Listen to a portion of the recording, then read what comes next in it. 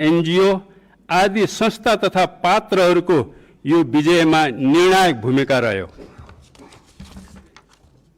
त्यसैले ती संस्था तथा पात्रहरूलाई पनि म नेकपा एमालेको तर्फबाट धेरै धेरै बधाई भन्न चाहन्छु। सम्मानीय सभामुख महोदय, यो जादुमय विजयका लागि बाह्य दृष्टिले कसले निर्णायक भूमिका निर्वाह गरे?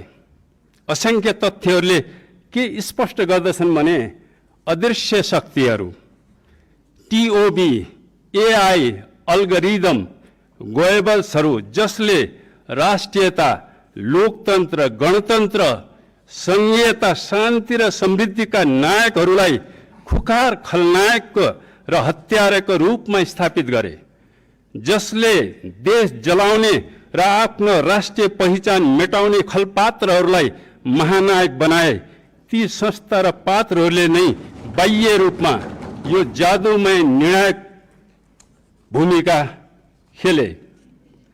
त्यसैले यस ऐतिहासिक क्षणमा म ती सबै पात्रहरूलाई पनि नेकपा एमालेको तर्फबाट धेरै धेरै बधाई भन्न चाहन्छु। सम्मानीय सभामुख महोदय, यो चमत्कारिक विजयले के असाधारण प्रश्नहरू जन्माएको छ। कुन उद्देश्य प्राप्तिका लागि सिंहदरबार, शीतल निवास, बालुवाटार, सर्वोच्च अदालत, राजनीतिक नेतृत्व र निजी निवासहरू, प्रहरी चौकी, व्यावसायिक प्रतिष्ठानहरू सुनियोजित ढङ्गबाट जलाइयो? कुन उद्देश्य प्राप्तिका लागि कसले ती अबोध विद्यार्थीहरूलाई निषेधित क्षेत्र तोड्न उक्साइयो? कुन उद्देश्य प्राप्तिका लागि हतियारबद्ध टिओबीहरू 23-24 गते तिलस्मी रूपमा प्रकट भए? कुन उद्देश्य प्राप्तिका लागि गैर कानुनी ढङ्गबाट पूर्व प्रधानमन्त्री तथा गृहमन्त्रीहरूलाई गिरफ्तार गरियो? कुन उद्देश्य पूर्ति गर्न राजनीतिक नेतृत्वहरूलाई गिरफ्तार गर्ने प्रपञ्च रचिँदैछ? कुन उद्देश्य पूर्तिका लागि देशव्यापी रूपमा दमन चक्र र राज्य आतंक मचाइँदैछ? कुन उद्देश्य प्राप्तिका लागि विद्यार्थी तथा पेशाकर्मीहरूको सङ्गठित हुने मौलिक अधिकारलाई बलात् खोसिँदैछ? कुन उद्देश्यका लागि मिडिया ट्रायल, साइबर आतंकको सृजना गरिँदैछ? सम्मानीय सभामुख महोदय, निश्चय पनि भविष्यले यी प्रश्नहरूको सही जवाब दिँदै जानेछ। तर यी प्रश्नहरू र यस्तै यस्तै प्रश्नहरू हामी सम्पूर्ण ताकत सहित राज्यलाई सोध्नेछौँ। निरन्तर यो गरिमामय सदनमा आवाज घन्काउनेछौँ। सम्मानीय सभामुख महोदय, यो ऐतिहासिक क्षणमा प्रतिपक्षको भूमिका निर्वाह गर्ने जनादेश बोकेर आउनुभएका नेपाली काङ्ग्रेस, नेकपा एमाले, नेकपा, श्रम संस्कृति पार्टी, राप्रपा र स्वतन्त्र मानिसजीहरूलाई पनि धेरै धेरै बधाई र शुभकामना भन्न चाहन्छु। सम्मानीय सभामुख महोदय, अन्त्यमा यो अभूतपूर्व विजयले पराजित पक्षलाई पनि गम्भीर शिक्षा दिएको छ। यसले आफ्ना कमी कमजोरीहरूलाई सच्याउने अवसर दिएको छ। यो पराजय फगत अस्थायी हो। पराजित सेनाले छिट्टै सिक्दछ, त्यसले पराजयलाई छिट्टै विजयमा बदल्न सक्दछ। धन्यवाद।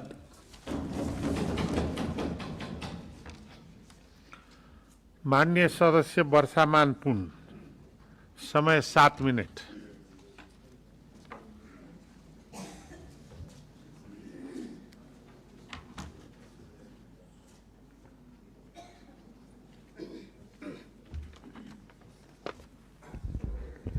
सम्माननीय सभामुख महोदय, हामी यो पहिलो अधिवेशनमा उपस्थित छौँ। सर्वप्रथम हामी जनप्रतिनिधिको रूपमा मात्र होइन, इतिहासको साक्षीको रूपमा, सङ्घर्षका उत्तराधिकारी, त्यसैगरी भविष्यका निर्माणकर्ताको रूपमा यहाँ उपस्थित भएका छौँ। यस अर्थमा कि मेरो दल नेपाली कम्युनिस्ट पार्टीको तर्फबाट यहाँहरू सबैलाई हार्दिक बधाई तथा शुभकामना व्यक्त गर्न चाहन्छु। हाम्रो जनयुद्धका कमान्डर, त्यसपछि शान्ति सम्झौता र जनआन्दोलनका नेतृत्वकर्ता कमरेड प्रचण्डले 2079 को निर्वाचन जतिखेर स्वतन्त्रतर्फबाट वर्तमान सम्माननीय प्रधानमन्त्री बालेन्द्र शाह जित्दै हुनुहुन्थ्यो, जतिखेर चाहिँ हर्क साङपाङ धरानतिर जित्दै हुनुहुन्थ्यो, जतिखेर माननीय रवि लामिछानेले राष्ट्रिय स्वतन्त्र पार्टी बनाएर नयाँ अभियान चलाउँदै हुनुहुन्थ्यो, त्यतिखेर उहाँले भन्नुभएको थियो यो पुराना दलहरूलाई एउटा च्यालेन्ज आयो भन्दा होइन, पुराना दलहरूलाई च्यालेन्ज मात्रै होइन कि लोकतान्त्रिक गणतान्त्रिक एउटा फुलबारीका सुन्दर बगैँचाका सुन्दर फुलहरू हो भन्नुभएको थियो। आज त्यही कुरा आज सम्झना भइरहेको छ कि आज एउटा सुन्दर फुलको रूपमा हामी यहाँ जम्मा भएका छौँ। 10 वर्षको जनयुद्ध गर्दै गर्दा, शान्ति सम्झौता गर्दै गर्दा, जनआन्दोलन गर्दै गर्दा यहाँ हामीहरूले सम्झ्यौँ 20 वर्षपछि सम्झ्यौँ भने मुस्किलले 7 जना महिला सांसदहरू धेरैजना हुँदा हुन्थ्यो भने आज 34% माननीयज्यूहरू यहाँ महिला माननीयज्यूहरू हुनुहुन्थ्यो।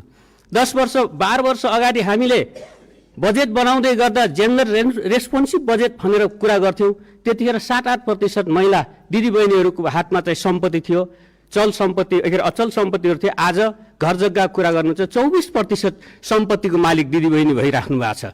हाम्रा दिदीबहिनीहरू, हाम्रा छोरीहरू जन्मिँदै गर्दा हामी अर्काको घर जाने भनेर 20 वर्ष अगाडि भन्थ्यौँ भने आज राष्ट्रपति, प्रधानमन्त्री, प्रधान न्यायाधीश, मुख्य सचिव धेरै धेरै रेकर्डहरू कायम गर्नुभएको छ। आज त्यस्तो कमजोर होइन। अघि माननीय सदस्यले चर्चा गर्नुभयो एकजना माननीयको जसले दलित समुदायबाट आउनुभएको छ, माननीय सदस्य उहाँले भन्नुभयो हिजोको माओवादीले, हिजोका नेताहरूले, पार्टीहरूले हामीलाई बोल्न सिकाउनु भयो, हामीमाथि अन्याय रहेछ, दमन रहेछ, उत्पीडन रहेछ भन्ने कुरासम्म महसुस गर्दैनथ्यौँ, तर आज हामीलाई महसुस गराइयो भनेर उहाँले नै भन्नुभयो। आज माननीयजी यहाँ उपस्थित हुनुभएको छ, गौरव महसुस भएको छ। हामी कसले जित्यौँ, कसले हार्यो, को आयो, कुन पार्टीबाट आयो भन्दा पनि हामी नेपालीहरूले जितेका छौँ। त्यसैले हामी यो पार्टी त्यो पार्टी भन्दा पनि, यो पार्टीको राजनीति यो पार्टीको नीति भन्दा पनि हामीहरूले, हाम्रा अग्रजहरूले विभिन्न नीतिहरू प्रयोग गर्नु जसबाट हामीले व्यवस्था बदल्यौँ। व्यवस्था लोकतान्त्रिक व्यवस्था, सङ्घीय व्यवस्था, समावेशी व्यवस्था, न्यायपूर्ण सामाजिक न्यायसहितको व्यवस्था निर्माण गऱ्यौँ, जसबाट आजको यो रङ्गीन इन्द्रधनुषी आज हामी संसद पाएका छौँ। यो हाम्रो गौरव हो। निश्चय पनि हामी पुराना भनिएका दलहरू जसका विचार राजनीतिमाथि प्रश्न उठेका छन्, जसका व्यवहारमाथि प्रश्न उठेका छन्, हामीले नगरेका होइनौँ। मैले 2 वर्ष अगाडि बजेट पेश गर्दा जतिखेर हामी चाहिँ राष्ट्रसभाका मान्यज्यूहरू हामी सँगै संसदमा थियौँ, के मन्त्रीज्यूहरू यही समकालीन मन्त्रीज्यूहरू यहाँ हुनुहुन्छ, उहाँहरूसँग हामीले आँकडाहरू प्रस्तुत गर्दा कि हामी चाहिँ लोकतान्त्रिक गणतन्त्रको यो पछिल्लो विकास गर्दा एउटै मात्रै उदाहरण कि 18 वर्ष अगाडि जम्मा 19,000 किलोमिटर बाटो रहेछ, आज हामी 1.25 लाख किलोमिटर बाटो छ। त्यो क्रान्ति हो, त्यो उपलब्धि हो। अरू धेरै पूर्वाधारहरू कुरा गरौँ, धेरै कुराहरू विद्युतीकरण अरू, तर आज नवयुवाहरूले चाहिँ भदौ 23-24 कुरामा आउँदा त्यो कुरा स्वीकार गरे। नवयुवाहरूले यो कुरा हामीले स्वीकार्नुपर्छ र प्रश्न उठाए। यस प्रकारको विकासले मात्रै पुगेन, यस प्रकार गतिले पुगेन, यस प्रकारको शासन सुशासनले पुगेन भनेर त्यो एउटा सडकमै विद्रोह गरेको अवस्था हो। त्यसलाई हामी स्वीकार गरेर निर्वाचनमा गयौँ। निर्वाचनबाट जनमत आएको छ, जनमतलाई हामी सबैले स्वीकार गरेका छौँ। हामी एउटा नेपाली कम्युनिस्ट पार्टी लोकतान्त्रिक आचरण व्यवहार पद्धतिमा विश्वास गर्छ, संविधानमा विश्वास गर्छ। हामी रचनात्मक रूपले सरकारलाई सहयोग गर्न तयार छौँ। त्यसै गरी आलोचनात्मक प्रतिपक्षको रूपमा हामीले भूमिका खेल्नेछौँ। म यो कुरा पनि राख्न चाहन्छु। सम्माननीय सभामुख महोदय, कि हामी आज चाहिँ यो सबै उपलब्धिहरूको जगमा 10,000को बलिदान छ। जनयुद्धको बलिदान, जनआन्दोलनको बलिदान, मधेस आन्दोलनको योगदान, धेरै धेरै कुरो पछिल्लो जेनजी नवयुवाहरूको आन्दोलनसम्म सबै त्यो चाहिँ आन्दोलनका शहीदहरूप्रति म आफ्नो दलको तर्फबाट सम्मान र श्रद्धाञ्जली व्यक्त गर्न चाहन्छु। सबै घाइते अपाङ्गता भएका साथीहरूको शीघ्र स्वास्थ्य लाभको कामना गर्न चाहन्छु। शहीद बेपत्ता परिवारहरू जसमाथि सम्मान व्यक्त गर्न चाहन्छु, जसले यो अवस्थासम्म हामीलाई ल्याउनु भएको छ। निश्चय पनि हामीले हाम्रा कमजोरीहरू के भए, हिजो शासन गर्दा प्रशासन गर्दा के पुगेनन्, केही पनि नगरेका होइनन्, गऱ्यौँ तर पुगेनन्। नपुगेका कुराहरू हामीले आत्मसमीक्षा गर्छौँ, खोटल्छौँ, जनतामा जान्छौँ। र म यही कुरामा एउटा चाहिँ सत्तारूढ दलको रूपमा राष्ट्रिय स्वतन्त्र पार्टी, यसको सभापति माननीय रवि लामिछाने, सम्माननीय प्रधानमन्त्री बालेन्द्र शाह, यहाँहरू सबैलाई मेरो के आफ्नो ऐतिहासिक पृष्ठभूमि या अनुभव यहाँ सेयर गर्न चाहन्छु भने 2064 सालतिर तत्कालीन नेकपा माओवादीले यस्तै खालको झन्डै यस्तै विजय हासिल गरेको थियो। 2074 सालतिर चाहिँ हामी दुई दल मिलेर चाहिँ प्रतिस्पर्धा गर्यौँ, पछि चाहिँ हामी पार्टी एकता गर्यौँ। झन्डै 2/3 बहुमत थियो। हामीले त्यसलाई सदुपयोग गर्न जानेनौँ, सकेनौँ। हाम्रा सीमाहरू व्यक्त गरे। यस्ता हाम्रा कमीहरूलाई यहाँहरूले शिक्षा लिएर अगाडि कि पार्टीलाई लैजाने, देशलाई लैजाने कुरा गर्नुहोस्। त्यो हाम्रो आफ्नै अनुभव छ कि हामी त्यो कुरालाई तपाईँहरूलाई हामी चाहिँ सहयोग गर्न तयार छौँ। राष्ट्र निर्माणको लागि, राष्ट्रिय स्वाधीनताको लागि, सामाजिक न्याय रूपान्तरणको लागि हाम्रा जति अभ्यास भएका छन्, संविधान संशोधन धेरै कुराहरू पनि यहाँहरूले उठाउनु भएको छ। त्यो कुराहरूमा लोकतन्त्र, गणतन्त्र, समावेशितामा सम्झौता हुन सक्दैन। त्यसलाई अझ परिमार्जन गर्ने, लोकतन्त्रलाई अझ सर्भिसिङ गर्नको लागि हामी तयार छौँ। हाम्रो सहयोग रहन्छ। यो कुराहरू हामी मैले यहाँ राख्न चाहन्छु यहाँहरूसँग। र चाहिँ अन्तिमतिर आउँदा चाहिँ निश्चय पनि नयाँ जनमत आएको छ, यो हामीले स्वीकार गरेका छौँ। यो जनमतलाई चाहिँ हामीले सम्मान पनि गर्छौँ। यहाँहरूलाई काम गर्ने र एउटा खबरदारी, पूर्ववक्ता मान्यले भन्नुभयो जस्तै हामी खबरदारी गर्ने, सचेत रूपले, सक्रिय रूपले खबरदारी गर्नेछौँ। यो हाउसलाई सभामुखजीको निर्वाचनपछि एउटा जीवन्त हाउसको रूपमा साँच्चीकै नेपाल, नेपाली जनता, नेपाली राष्ट्रियताको लागि हाम्रो शिर उच्च बनाउँदै विश्वभरि चाहिँ हाम्रो देशलाई चिनाउन सक्ने, हाम्रो युवाहरूलाई देशभित्र नै रोजगारी सिर्जना गर्न सक्ने, हाम्रो अर्थतन्त्रलाई सुदृढ गर्न सक्ने। आज पनि विश्व द्वन्द्वमा छ, भू राजनीति असाध्यै जटिल अवस्थामा छ। धेरै विज्ञ, सामान्य प्रधानमन्त्रीदेखि अर्थमन्त्रीसम्म, धेरै पार्टीका सभापतिज्यू मान्यसम्म विज्ञ हुनुहुन्छ। तर यो सबै कुरोलाई सन्तुलन गर्दै हाम्रो राष्ट्रिय स्वाधीनतालाई बलियो बनाउने, देशलाई बलियो बनाउने, हाम्रा जनताका आकाङ्क्षाहरूलाई सम्बोधन गर्ने यहाँहरूको जिम्मेवारी छ। त्यसलाई हाम्रो सहयोग रहन्छ। र हिजोका उपलब्धिहरू मात्रै होइनन्, हिजोका दायित्वहरू पनि छन्। कैयौँ कारणले पुरा नभएका शान्ति सम्झौता, त्यसपछिका चाहिँ सङ्क्रमणकालीन न्यायका विषयहरू छन्। त्यसमा पनि अवश्य पनि सरकारले स्वामित्व लिनेछ, किनभने कुनै पार्टी विशेषको होइन, परिवर्तनका लागि भएका आन्दोलनहरूका दायित्वहरू छन्। लगायतका कुराहरूमा हामी सहकार्य गर्न तयार छौँ। निश्चय पनि हामी कसैले अहङ्कार या कसैले लघुताभास गर्न जरुरी छैन। हाम्रा आफ्ना विचार छन्, सिद्धान्त छन्। हामीले आफ्ना विचार सिद्धान्तहरू राख्ने हो, तर देश जनतालाई केन्द्रमा राखेर त्यसमा चाहिँ हामी सहकार्य गर्न हामी चाहिँ तयार छौँ। यति कुराहरू राख्दै फेरि पनि हामी सबै मान्यजीहरूप्रति बधाई, शुभकामना व्यक्त गर्दै बिदा हुन्छु। धन्यवाद।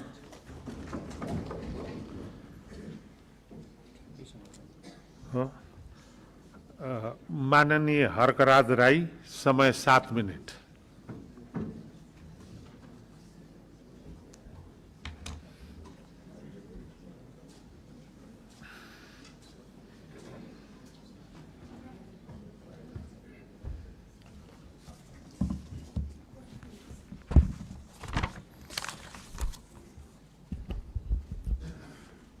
सम्माननीय सभामुख महोदय, सर्वप्रथम त म सबैजनालाई हार्दिक शुभकामना र बधाई ज्ञापन गर्न चाहन्छु। आफ्नो मनको विचार राख्नुभन्दा पनि म जनताले हामीलाई के का लागि यहाँ पठाएका छन् भन्ने बारेमा बुँदागत रूपमा जनताका मागहरू वाचन गरेर सुनाउन चाहन्छु। तर त्योभन्दा पहिला चाहिँ हामीले पक्कै पनि यो देश बनाउनका लागि, देश परिवर्तन गर्नका लागि भनेर आएका छौँ। सबैभन्दा पहिला आफैलाई परिवर्तन गर्नुपर्छ भन्छु म। अघिल्लो शपथ ग्रहणको दिन पनि हामी 12 मिनट 46 सेकेन्ड ढिलो थियौँ भने आज 16 मिनट 55 सेकेन्ड हामी ढिलो भएका छौँ। जनताले हामीलाई यसरी ढिलो गर भनेर यहाँ पठाएको हो जस्तो मलाई लाग्दैन। त्यसो भएको कारणले प्रत्येक मिनटको महत्त्व यो सदनले बुझोस्, सरकारले बुझोस्, हामी सबैले बुझौँ। नेपाली हो, नेपाली समय हो। 2 बजीको बैठक 3 बजी जाँदा पनि हुन्छ, 4 बजी जाँदा पनि हुन्छ, जे गर्दा पनि नेपाल हो, नेपाली हो भन्ने खालको जुन भाष्य हामीले मनमा लिएर बसेका छौँ, यही सबैभन्दा मुख्य कारण हो हामीले उन्नति गर्न नसक्नुको। त्यसो भएको कारणले गर्दाखेरि सभामुख महोदय मार्फत म सम्पूर्ण सदन, सरकार सबैलाई ध्यान आकर्षण गराउन चाहन्छु। आउँदा दिनमा हामी बैठक सुरु हुनुभन्दा थोरैमा पनि 5 मिनट अगाडि उपस्थित हुनुपर्छ। म यो माग राख्न चाहन्छु। हामी विभेदको अन्त्य गर्छौँ भनेर यहाँ भनिरहेका छौँ। भर्खरै पनि पूर्ववक्ता माननीयज्यूहरूले थुप्रै कुराहरू राख्नुभयो, आफ्नो मनको कुराहरू। तर यहाँ यही सदनभित्र पनि विभेद भइरहेको छ। सत्ता पक्षले 30 मिनट बोल्दा पनि हुने, 40 मिनट बोल्दा पनि हुने, प्रतिपक्षले अलि सानोले होइन 3 मिनटमा सकिहाल्नुपर्ने, 2 मिनटमा सक्नुपर्ने। हामी पनि जनताले चुनेर पठाएका जनमत प्राप्त जनप्रतिनिधि हौं। त्यसो भएको कारणले गर्दाखेरि हामीले आफ्ना क्षेत्रका आवश्यकताहरू, आफ्ना तपाईको चाहिँ के रे मागहरू राख्नका लागि प्रशस्त समय दिनुपर्दछ। त्यो खालको सदन हामीले बनाएर हामीले त्यो खालको सदन अभ्यास गर्नुपर्दछ भन्ने माग राख्न चाहन्छु। म आफ्नो मनको कथा म यहाँ गाउन चाहन्न। अब मेरो आफ्नो मन्तव्य राख्नुभन्दा पनि सरकारले कसो गर्नुपर्ने हो त? हिजो इतिहासमा हामीले के गर्यौं, कसले के गर्यो, कुन नेताले के गर्यो, कतिको तपाईको हामीले सङ्घर्ष गर्यौं, के गर्यौं भनेर नआवश्यक छ जस्तो मलाई लाग्दैन। हामी के गरिरहेका छौं आज र भोलि के गर्ने हो भन्नेतर्फ सरकारले आफ्नो नीति तथा कार्यक्रम बनाउँदाखेरि यस्ता कुराहरूलाई पनि समावेश गरोस् भनेर चाहिँ म यहाँ जनताको मागहरू, राष्ट्रिय स्वाधीनताको, हाम्रो सम्प्रभुताको, जनताले चाहेका कुराहरू के कस्ता छन् त भन्ने कुरा म बुँदागत रूपमा वाचन गर्न चाहन्छु। पृथ्वी रहन्जेलसम्म यो देश रहिरहनुपर्छ, हाम्रो देशको चन्द्र सूर्य अङ्कित झण्डा रहिरहनुपर्छ। त्यो मान्यता हामी राख्दछौँ, श्रम संस्कृति पार्टीले त्यो मान्यता राख्दछ।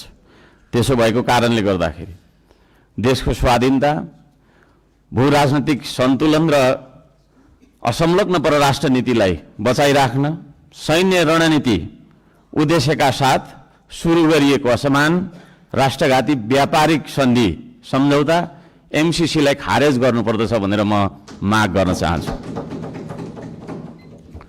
2 नम्बरमा सीमावर्ती क्षेत्रमा छिमेकी मुलुकहरूले गरिरहेको गतिविधिलाई सक्रिय रूपमा नेपाल सरकारले निगरानी राख्नुपर्दछ र संयुक्त राष्ट्र सङ्घ लगायतका निकायहरूमा गएर हाम्रो देशका 4 किल्ला कतिवटा हाम्रो भूगोल भन्ने सिमाना यकिन गरेर सिमानाको रक्षार्थ नेपाली सेनालाई खटाउनु पर्दछ भन्ने म माग राख्न चाहन्छु। नेपाली जनताले यो माग राखेको कुरा म जानकारी गराउन चाहन्छु। जनताले सोझै चुन्न पाउने प्रत्यक्ष कार्यकारीको चुनाव गर्नेतर्फ सरकारको नीति तथा कार्यक्रम अगाडि बढोस्। यदि सरकारले 2/3 नजिकको सरकारले त्यो कुरा अगाडि सार्छ भने त्यसमा हामी सबैले सहयोग गर्नुपर्दछ।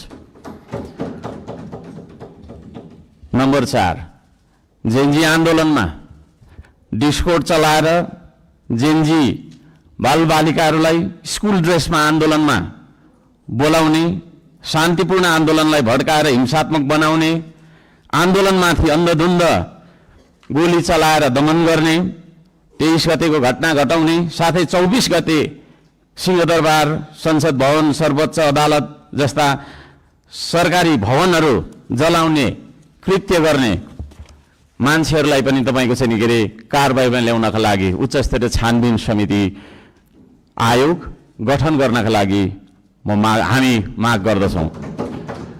5 नम्बर, सम्पत्ति छानबिन तथा शुद्धिकरण अभियान सुरु गर्नुपर्दछ। सबैभन्दा पहिला अहिले सरकारमा रहेका मन्त्री परिषदका सम्पूर्ण मन्त्रीहरू, सांसदहरू, हामी सबैजना सबैको तपाईको चाहिँ के रे हाम्रो सम्पत्ति छानबिन हुनुपर्दछ। हामीबाट सुरु गर्नुपर्दछ त्यो चिज, किनभने हामी नियम कानुन बनाउने भने हामीबाटै त्यो कुरा लागू भएर जानुपर्दछ। हामीले बनाएको नियम कानुनले अरूलाई मात्रै ठ्याङ्ग्रोमा कस्ने खालको व्यवहार हामीले गर्नु हुँदैन भन्ने माग राख्दछु। शिक्षालाई जीवनोपयोगी बनाउनु पर्दछ। उत्पादन, निर्माण र आविष्कारसँग जोड्नु पर्दछ शिक्षालाई। शिक्षा भन्ने बित्तिकै कथा पढ्ने विषयवस्तु होइन, त्यो भन्ने बित्तिकै उत्पादन, निर्माण र आविष्कारसँग जोडिनु पर्दछ भन्ने हाम्रो माग हो। त्यसतर्फ सरकारले ध्यान दियोस्। हप्तामा 3 दिन मात्रै थ्योरी पढ्दाखेरि हुन्छ, 4 दिन विद्यार्थीले उत्पादन, निर्माण र आविष्कारसँग जोडेर क्रियाकलापहरू गर्न सक्नुपर्दछ। त्यो खालको जीवनोपयोगी शिक्षा लागू गरिनुपर्दछ भन्ने हामी माग राख्दछौँ। 7 नम्बरमा खेतीबारीको समस्या हल नगरी देशको आर्थिक समस्या हामीले सुल्झाउन सक्दैनौँ, आर्थिक उन्नति हुन सक्दैन। त्यसो भएको कारणले कृषिमा देखिएका समस्याहरू पहिचान गर्ने र समस्या हल गर्ने सबै खालका तपाईँको प्राविधिक उपायहरू अपनाउने काम गरिनुपर्दछ भन्ने ध्यान आकर्षण गराउन चाहन्छु। नम्बर 8 मा कम्तीमा एक पालिकामा एउटा उद्योग हुनुपर्दछ, एक परिवारमा एकजना रोजगार हुनुपर्दछ। त्यो खालको नीति हामीले अपनाउनु पर्दछ। बन्द गरिएका उद्योगहरूलाई पुनः सञ्चालन गर्ने साथै नयाँ उद्योगहरूको स्थापना गर्ने नीति तथा कार्यक्रम सरकारले ल्याउनु पर्दछ भन्ने ध्यान आकर्षण गर्न चाहन्छु। 9 नम्बरमा जनताको सेवा सुविधा, विकास र समृद्धिमा सार्वजनिक हितका लागि प्राकृतिक स्रोत साधन ढुङ्गा, गिटी, माटो, खोला, नाला, खानी, खनिज, वन जङ्गल जस्ता स्रोत साधनका सदुपयोग गर्न पाउने गरी सहज किसिमको चाहिँ नियम कानुन बनाउनु पर्दछ। कहीँ कतै हामी हुन्छ म सक्छु अब र यी सम्पूर्ण स्रोत साधनलाई परिचालन गरेर चाहिँ हाम्रो देशलाई समृद्ध बनाउनतर्फ हामीले ध्यान दिनुपर्दछ भनेर भन्न चाहन्छु। म यहाँ शुभकामना मात्रै दिनुभन्दा सरकारको नीति तथा कार्यक्रमको कुन दिशामा जानुपर्दछ भन्ने एउटा सल्लाह सुझाव र प्रस्ताव प्रस्तुत गर्न चाहन्छु। प्राकृतिक संरक्षण गर्नुपर्दछ, संस्कृतिको प्रवर्धन गर्ने र प्रवृत्तिको विकास गर्ने नीति सरकारले लियोस्। सुशासनका निम्ति भ्रष्टाचार तपाईँको चाहिँ अन्त्य गर्ने, निष्पक्ष, मितव्ययी, पारदर्शी, जवाफदेही, दूरदर्शी, परिपक्व र दीर्घकालीन कामहरू गर्नेतर्फ सरकार अगाडि बढ्नुपर्दछ। देशभरि शान्ति सुव्यवस्था कायम गर्नका लागि आवश्यक उपायहरू अपनाउन जरुरी छ। खाने पानी, स्वास्थ्य, शिक्षा, सडक, बिजुली बत्ती जस्ता आधारभूत आवश्यकताहरू परिपूर्ति गर्नतर्फ हाम्रो ध्यान जानुपर्दछ। राम्रोसँग अध्ययन नगरी हतार सरकारले ल्याएका कार्यक्रमहरू लागू गर्नु हुँदैन। कुनै निर्णय गर्नु अघि तपाईँको प्रतिपक्षी दलहरूसँग सल्लाह गरेर सबै पक्षको उचित सल्लाह लिएर चाहिँ सरकार अघि बढे। निर्णय गर्दै पछि हट्नुपर्ने नियतिबाट होइन सरकार बच्न सक्दछ। अहिले भर्खरै वृद्ध भत्ता, विद्यार्थी सङ्गठन, ब्रिज कोर्स जस्ता सम्बन्धमा निर्णयहरू जुन गरिएको छ यसलाई पुनर्विचार गरियोस् भन्न म चाहन्छु। वृद्ध भत्ताको समयको मापदण्डलाई जुन फेरबदल गर्ने भन्ने कुराहरू आएको छ कार्यसूचीमा, त्यस्ता कुराहरूमा सरकारले ध्यान दिएर मात्रै अगाडि बढ्दाखेरि राम्रो हुन्छ भन्ने माग राख्दछु। सुकुम्बासी भन्दै नागरिकको बासको अधिकारलाई खोज्दै डोजर चलाउने, राज्य आतङ्क फैलाउने चलनको अन्त्य गरियोस्।